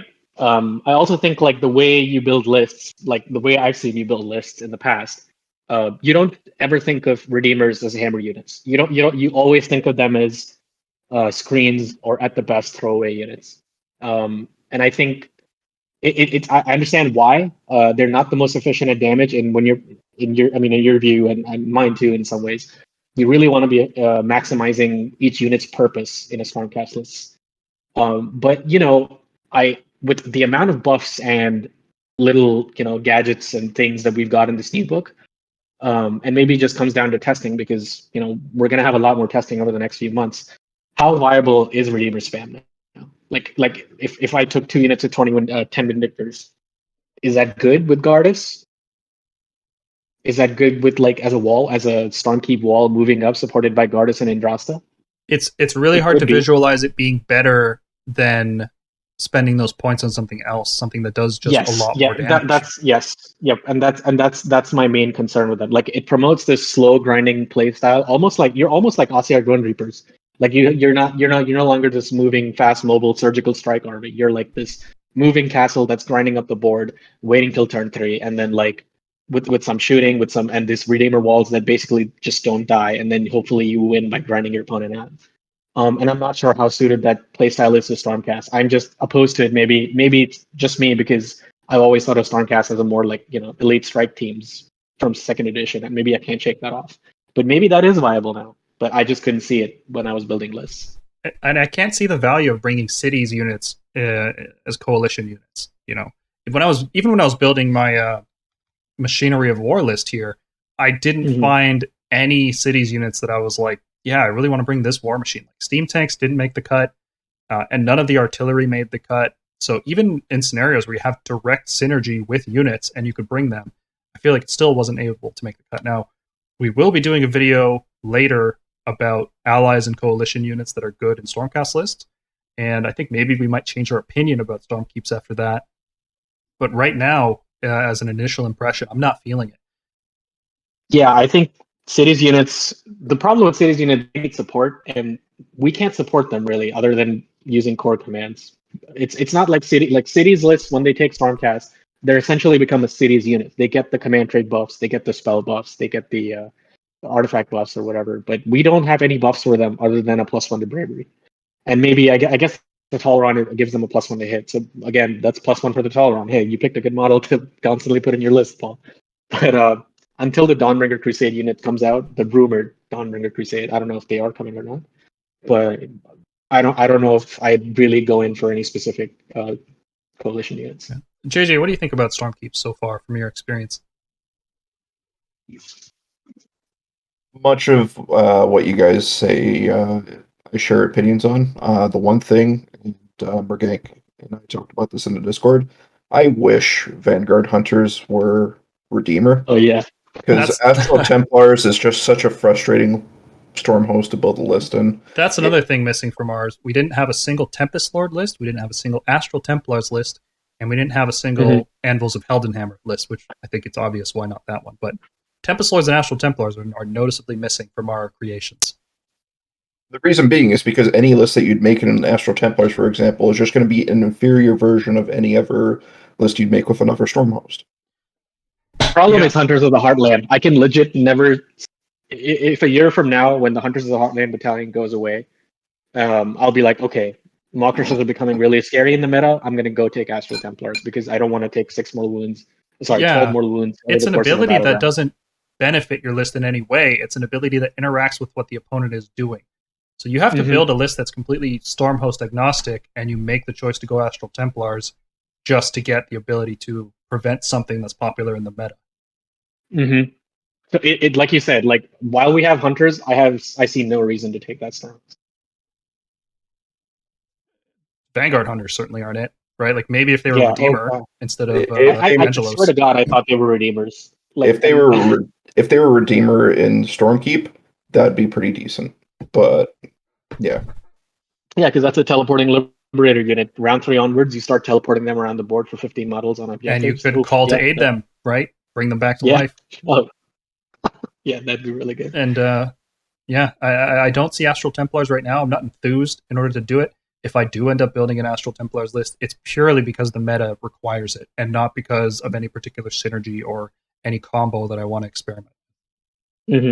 And Tempest Lords for the same reason. I don't think so. I think it's a different reason with Tempest Lords. For me, when I was looking at it, I even managed to make a Social Warbringers list. So I didn't even feel forced to do it. It just felt natural to try to get the most out of that bonus. Tempest Lords is different. I think I will build a Tempest Lords list. I guess this kind of rolls into what we're talking about. What's missing from here? The big dragons, Karazai and Granddus, are nowhere to be seen in any of our lists. And I think Tempest Lords might be a good way to make them work because they are flying. And you benefit from that. It certainly makes Karazai more liable to go into Signs of the Storm. Like you can like if you're worried about Hallowstrike because he literally doesn't have any protection whatsoever. Signs of the Storm and Tempest Lords is a viable option for him. Yeah, I'm just not enthused by Tempest Lords. Right, the flying units we have in general are not that great. We have a few that are really good, and we'll see after the FAQ if Cycle of the Storm works this way. Toralon, Karazai, boom, that's a list right there. Both are flying units. They both benefit from it. You could bring a bunch of other flyers. Yeah, I will say if prosecutors become cheaper, if the hammer prosecutors, instead of being 110, become 95 or 100 points. Point changes could definitely change a lot of this. These are just initial impressions that we've been working off of. It seems like we've come to a lot of similar conclusions about what units we want hitting and what units we want screening and what units we want shooting. Like you said, this is just like you said, it's just initial. All of this is, we don't even have a lot of them right now. We're all painting up our collections and getting ready to start testing these. I'll do a video in the future about what we think the lists for Stormcast are likely to be. This is more like this should give you a general nudge as to what units you should be looking at, or what list building archetypes you should be looking at. Yep. Okay. Any other final thoughts before we jump into the community selected list? Let's give the people what they want. All right. So we ran a competition on our Discord server. If you want to join in for the next one, I'm sure we're going to be doing another one at some point. There's in the description of the video, you can see a link to it. If that link has expired, I'll put up another one, I swear. So we ran a competition and we had everybody vote for which list they wanted to see reviewed. I have not spent, aside from putting it onto the slides, I haven't spent any time reviewing these lists. So this is going to be a completely fresh conversation for me. So let's start with the first one here, which is called Gardus and the Double Threat by Marcvs from our Discord server. So it's a Hallowed Knights Stormkeeps list, which, you know, we were just talking about how we haven't had a Stormkeeps list from our own invention. It is 1 drop, but it is 42 models with 121 wounds. So that is completely different from the rest of the ratios that we've seen. We all went lower model counts, lower wounds, more drops. He's come up with the list, Stormkeeps, mind you. That's 1 drop with a bunch of models and a bunch of wounds. And he's got your Lord Relictor, he's got your Guard of Steel Soul, he's got your 10 Protectors with Unleash Thy Hatred, he's got a Fulminator Hammer unit, and then he's got a bunch of bodies. And this, I like this. You know, it doesn't have the combined arms approach that we seem to prefer with our list building of bringing a big shooting block and a big melee block, but it's just aggressive, and it's got the bodies to keep up too. It feels like an army. This doesn't play like a Stormcast typically plays. This is aggressive, move up, control the board, durable, with Gardus there, giving everything a 5 aboard, and tons of damage. So this does not play like a typical Stormcast army. This is aggression. Doesn't look like aggression, but this is aggression.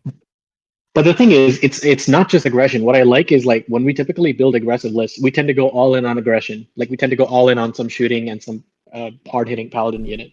This list is like doing a bit of both. It has aggression for every turn. So it's got your Fulminator Slingshot, it's got your Protector Slingshot, but it's also got 10 Vindicators slowly grinding up the board with Gardus support and threatening to be 30 models on mid-board objectives by turn 3. This is not insignificant. This is not the turn 1 do all your damage. This is the I've made a moving wall that's going to scour the earth behind it as I move forward. And you're going to have a hard time cutting through all these 3-up saves. That's what this list is trying to do. And as soon as round 3 hits, those Vindicators are going right for your objectives. Yeah. So absolutely. I like it. Hold the line. The grand strategy is not going to be that easy to do. And I feel like if you're playing Stormkeeps, you're playing objectives, hold the line. I feel like those Vindicators can still get wiped out, you know? I don't know. See, the thing is, Gardus is giving them a 5 aboard, and they're going to be on a 2-up save in most combats. Like, I don't know. They might live, but you're right. I think it all depends on, like, because here's the thing: if your opponent is too busy trying to focus on Protectors and Fulminators, they might just ignore your Vindicators and you'll get by. That's true. I could see them living. Protectors with Unleash are going to do monstrous damage. Fulminators with +1/+1 are going to do monstrous damage. The only thing I don't like here is there's no Celestial Blades. That's questionable. Taking Lightning Blast instead of a Force Multiplier. Yeah, I think that's easily remedied. I think Lightning Blast is like a lot of people, like especially like me, when they think of the Knight Encounter having nothing to do, you'd think of Lightning Blast. But now you have a reasonable choice between Celestial Blades and Mystic Shield. So you're not worried about your list being in reserve, or sorry, your units being in reserve. So you're always going to have. It's not always, but it's pretty easy to keep the Incantor in range to buff either the Protectors or the Fulminators. You can't shoot both of them forward at the same time, and you don't want to, frankly. You want to move up all together. So what are some weaknesses here? I could potentially see It has nothing that can reach out to wipe out screens. The 4 Fulminators are not going to do that with their breath attack. It has nothing that can push past enemy lines to kill something that is a key unit behind a screen. It doesn't. It goes for board control without having zone control, if that makes any sense, right? Like, you're not threatening parts of the board. Your opponent can take that space, and you're going to fight them. It almost feels like you're fighting them fairly for that space, right? Like, oh, we're going to have an honorable combat, and the winner will be determined by that. Whereas when you shoot, it almost feels like you're cheating. It's like, oh, you're trying to take that? All right, that's gone. Now I'm just going to walk onto it, right? Yeah, so I agree. I think of another popular Castle Formation army, which is, again, techless, 40 Sentinels, and a bunch of Wardens. And You can try and threaten those shooters early on, but his Unleash Hells are insanely strong as well because he has protection of Hishab, most likely. Yeah, and he's not going to let you get anywhere near those Sentinels. If you don't have something that could shoot 24 inches, you're not getting to the Sentinels. They're going to kill you. They will wipe this list out. They'll do it slowly. They might do it turn 3, but they will do it. Yep. They'll whatever unit's holding an objective, they'll kill that unit, take the objective. Next round, do the exact same thing over. And if you try to charge them, they'll unleash hell and probably kill a bunch of your dudes. It's a tough matchup to face an opposing castle. How would this do? It's like the longer tech list lives, the more value he generates. Like he'll do Lambent Light to make everything reroll. He'll do Protection of Hish. He'll make all your command abilities cost 2 CP. So, yeah, and this is not an efficient CP list, right? That's another weakness here is you've got all of it is in melee, so you're relying entirely on the combat phase. You can only AoE one unit, and you can only AoD one unit. So you're inefficient in terms of both offense and defense. You're not spreading yourself out over multiple phases. Now that does give you more command points to play if you want to do redeploys or rallies, which are typically lower on the hierarchy. You want to be focusing on damage output and survivability directly rather than using mobility tricks with Stormcast. It could be the case that those are the right thing to do, and now you've got extra points to do that, and that's not necessarily a bad thing. But it's definitely an inefficiency in the list. Does this list need to be 1-drop? I don't think so. It doesn't matter. You're starting on the board. Anything you'd want to use Scions for, it's not like you're an Alpha Strike list, because you can Alpha Strike, you can slingshot something and try to kill something, but I think you can. I don't see you can throw those fulminators forward and they can do a bunch of damage, but then they'll just die because they'll hit a screen and they'll die. You don't have the shooting to tear down screens. So I don't think this needs to be 1-drop. So I think it could go for more value and pick up an additional artifact. It could also go for hunters to help make sure your fulminators and protectors don't get stomped to death and don't get roared out of usability. I don't think 1-drop is necessary here. 1-drop is a cool thing to have, but unless you have a specific idea for it, I guess you could force your opponent to go first, and then that way you're moving up into them, force them to take a more defensive position, and you can find weaknesses in it. I can see the value there. Yeah, you can force them to move on to midboard objectives and then get it to charge distance without having to use translocation, or you could charge 2 things at once or something. Yeah. It should also, we haven't mentioned this yet, but that's a lot of Vindicators with only the faithful. Yeah. Especially that means at least, that means you're at least getting 10 attacks as they die. Yeah, even as you're killing them off your objective, they're fighting back and you're trading as you're killing them with shooting. They're still trading your combat, right? So that is that's a strong effect. It's undervalued at how strong that is because it changes the objective numbers ever so slightly, which is exactly what you want to be doing in Stormcast. You want to be just I will say though, we mentioned shooting as a weakness. You have Gardus, so it's not that weak to shooting. It's just that they might just target Gardus because they know they can. They have the time to do it because you don't have any shooting units that can threaten their shooting units. So they can prioritize them, is what I'm saying. Yeah, they're not in risk. So they have all 5 rounds to kill whatever they want, whenever they want. And I think this list leans heavily on Gardus for its defense. Once the Gardus dies, your things will just start dying to mortal wounds left and right. Not even if he's dead, but if you spread out. Yes. You do have to maintain a tight formation early game. It also only has 3 slow 6 wound heroes. So if you're playing on Apex Predators, you're going to struggle with objectives there because if one of your heroes goes down, you're suddenly at a huge disadvantage. So I think in most games, like in typical games of Age of Sigmar, this is a really cool looking list. A really thematic army. You're going to move forward as a wall and just push the line and hold the line at the same time, right? But against specific competitive lists, I think this list will struggle. Like, how does this list kill foxes from a Lumineth army? You basically hope to catch them in a bad turn and try and kill them with Fulminators or Vindictors. Because Vindictors, I think, can pile 1 inch and still have reach, but you only have reach of 1 or 2 of those. Yeah, it's just tough. Like, without significant shooting power, that list runs circles around you. Especially because most of this list is 5-inch move. Or that's basically why I put shooting in every list, because I've faced that triple fox list. It is no fun with just pure merit. It's not doable. Also, Manfred. Like, if you face Soulbearer Gravelords, like, you can't fight Manfred. Like, you literally can't he'll fight just him. block you. Yeah, he'll just engage your entire army and be like, okay, I'm going to nope out of combat. Yep, have a plan to kill everyone you meet. That's what you got to do with Stormcast. And unfortunately, this list doesn't do overall, it. not a bad list. I like it. It's fun though. I would love to see this painted in Hallowed Knights on the table. This would be beautiful. Absolutely.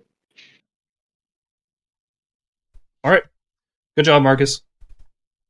Next up, the Grandslammer, submitted by, I think I'm pronouncing this right, Martjin. Sorry if I got it wrong, bud. So this also Martjin. went for... Yeah, sure. So this also went for a 1-drop. It went really elite. 88 wounds, right? It has a bunch of models because if you look at what units are in there, but it's only 88 wounds. And I think this list does something very similar to what your first list was doing, but I think it does it better. Mm-hmm. I think this does it way better.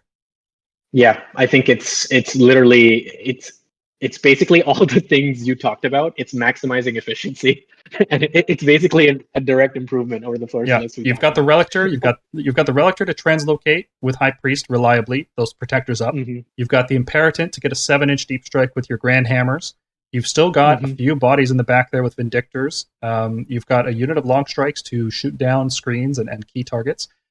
Hold the line, actually pretty good here because your Protectors and Annihilators qualify for it. As opposed to just having a bunch of Redeemers. You've got 30 wounds on a 2-up with the Protectors that can probably survive the game. He took the Bloodthirsty Triumph here, which I like because, well, I mean, after what we talked about with Paladin Pals, I don't think I like it that much anymore, right? Because... Well, so in his list, I probably even more so consider Inspired because he hasn't taken Celestial Blades. He's taken Azerite Hill. I think the Incanter should definitely be taking Blades here. You want to do as much damage as possible. You want to pump up your Annihilators and your Protectors and throw them both in. And then your Raptors are on cleanup duty. Is Bloodthirsty the one that rerolls charges? Yes. So he's saving a command point here. I don't. Yeah, I guess. But the Imperatant can just give them that command point. Yeah, that's what I mean. Like he can deep strike and just be in range to do that for free. So I don't know how valuable that is. Whereas +1 to wound is situationally pretty huge. It's a super minor thing, right? Like the Triumph could not happen, and if you take Celestial Blades, that's a small thing. But there's not much to critique with this list. It's refined. Yeah, it's Battle Regiment. I would say maybe like go for the 2-drops and try to put one thing in Hunters is perhaps like the literally, and I'm nitpicking here. It's the only change I could possibly make. Like make it a 2-drop instead of a 1-drop. That's it. I don't think you need to because you've got the Vanguard Raptors to kill any monster you're really worried about. Oh yeah, that's true. Everything else can just because you've got Thunderbolt Volley here. He specifically did not take Unleash Thy Hatred. So the Protectors are a little bit weaker than they could be. But when you're backed by Annihilators and Vanguard Raptors, I don't think that really matters. Yeah. This is a blitzkrieg of a list. Like like the Drakes are scary. This hits way harder. The Drakes are going to do all kinds of weird, hero phase move, double breath attacks, but the damage output from these models is nuts. So yeah, I will say this because the Drake list that I showed where I spam Drakes, some people are playing that as a pure 1-drop, like no Hunters, just straight up Battle Regiment. And in this case, if you somehow manage to like win the dice roll off and like get the turn priority because like you get to deploy first, being the attacker defender, I'm not sure, I don't remember exactly which one it is, but you have a great chance of winning against that list. Yeah, the damage output from this list is disgusting. It will, if it hits the Drakes first, this will win. Yep. And it can, right? Because it's got the Thunderbolt. Yeah, it can. Yep. Yeah, you could hit them with 2 things at once. You could Thunderbolt volley their Drakes to all hell. Yeah, and they can't AOD in the hero phase, so they're taking full damage from that. The Vanguards will kill 1 to 2 of those Drakes in the hero phase, and then kill another 1 to 2 in the shooting phase. Yep, I like this. I might actually try this over the one I built. The one I built. Now I'm thinking about it. That first list was terrible. Martin, you win. We should replace these slides. There we go. We went from the worst list right at the front to the best list all the way in the back. So really rewarding people for sticking through this whole podcast. JJ, what do you think, man? I know you love. You're building those Protectors right now. You're painting them up. Do you think you'd try something like this, or would you go for the 15 Protector bomb instead? Yeah, I like this list a lot too, man. I love Knights Excelsior. That's all I got to say. Yeah, if somebody has this list painted in that white armor, that's going to be beautiful. Yep. This is going to look just for that spectacular. Slight hint of sepia, like Seraphim sepia hint or whatever, or blue tones. I don't know, man. Anything. White armor looks so good on Stormcast. So Yeah, if you Agreed. build and paint this list and it is, oh no, it's listed as for Hallowed Knights, I think that's a mistake. It's definitely supposed to say Knights Excelsior because otherwise it wouldn't be Battle. So typo on my end. Yeah. There we go. It's come full circle. Hey, one typo. Hey, I did something. Okay. That wraps it up. Hopefully this has given you guys a good idea of what kind of list, at the very least, we're thinking about doing. I'm not sure about the greater Stormcast community as a whole. This has been based on our analysis of the Battle Tome and our reviews in episodes 1 and 2. None of the lists here were written with Cycle of the Storm in mind, right? Like I did not even consider Cycle of the Storm as an ability on the Toralum when I wrote any of these lists. So if it does change, cool. I'm not going to lose sleep over it. I think there's a lot of common themes. There's both what's included and what's not. I mean, does anyone know what a Knight Azuros is anymore? Unfortunately, it just didn't make the cut. It's in my cabinet. It's something in my retirement cabinet. That's all I know. Yeah. So I hope you guys enjoyed this. I actually really liked putting this all together and having a discussion about other people's lists. I would definitely want to do this again sometime. So at some point in the future, we'll probably do this again. Maybe once we have more experience with the meta, maybe after another Battle Tome comes out and shakes things up. Maybe we want to ask you guys to how do you best answer this list in the meta? And maybe we see, what our choices are there. Yeah. So let's spend the last couple minutes here just plugging various things. If you guys want to come hang out with us on our Discord, we talk about these kinds of lists all the time. We do voting to get them on the podcast. We are JJ, if you want to take the floor, I think you had something to announce. Yeah, so I just wanted to mention that we have a growing community, really good people there. I'm going on vacation in the coming week, but when I get back, I'm planning on doing at least a bi-weekly paint hangout in the Discord. So I just want to get people in the community together in one of the channels, and we just spend a couple hours a night painting, chilling out,